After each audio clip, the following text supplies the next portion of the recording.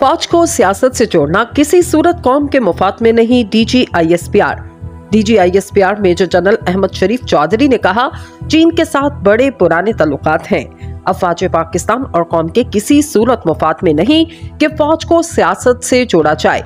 Press conference करते हुए पाक फौज के तर्जुमान मेजर जनरल अहमद शरीफ चौधरी ने कहा कि आर्मी चीफ इस बात का इयादा करते हैं, ताकत का असल महवर अवाम है। पाकिस्तान की फौज कौमी फौज है। हमारे लिए तमाम सियासतदान, तमाम सियासी जमातें काबिल एहतराम हैं।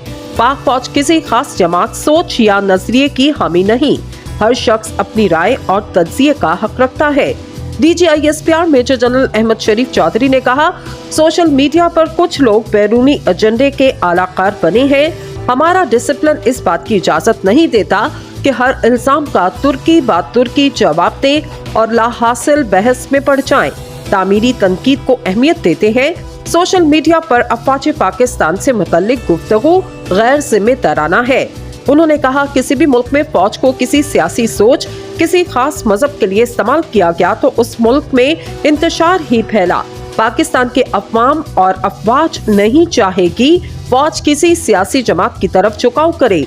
जो भी हुकूमत होती है, इसके साथ फौज का गैर सियासी रिश्ता होता है। इस गैर सियासी रिश्ते को सियासत का रंग देना मुनासिब बात नहीं। तर्जुमान पाक फौज ने कहा, साबिक फौजी अफवाज पाकिस्तान का असासा है। साबिक फौजी होने का मतलब ये नहीं कि कानून से बालातर है।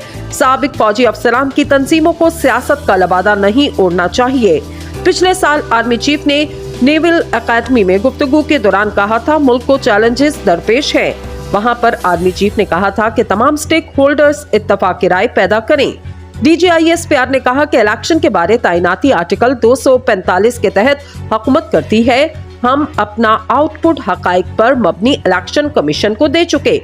सुप्रीम कोर्ट ऑफ पाकिस्तान में अगर ओपन बातचीत होती तो इसे ओपन ही किया जाता। मोअज़्ज़िज़ चीफ जस्टिस और इदारों के दरमियान बात हुई है। मार्शल लॉ के हवाले से सोशल मीडिया पर आए रोज बेबुनियाद तवातर से प्रोपेगेंडा जारी है।